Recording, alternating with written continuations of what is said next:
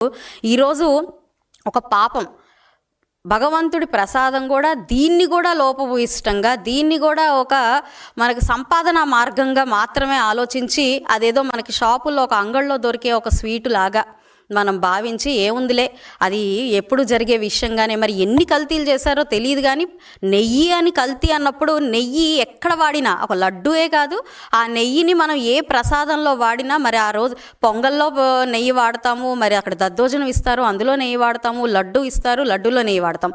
మూడిట్లో కూడా మీరు నెయ్యి కాని నెయ్యిని చేసిన ఆ నెయ్యిని వాడతాము. మూడు విషయాల్లో కూడా అక్కడ ఆ కల్తీ జరిగినట్టే.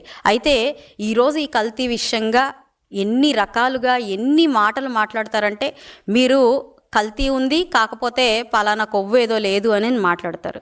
ఆ కొవ్వు ఉందా లేదా అన్నది ఫస్ట్ ప్రామాణికంగా సిట్ ఇచ్చిన రిపోర్ట్ బేస్డ్ చేసుకునే మాట్లాడడం జరిగింది.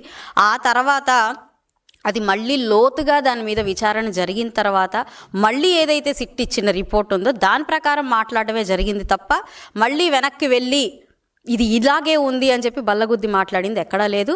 అసెంబ్లీ సాక్షిగా ప్రతి ఒక్క నాయకుడు, మినిస్టర్లు, ఆఖరికి చంద్రబాబు నాయుడు గారు కూడా మాట్లాడింది ఇదే అంశం.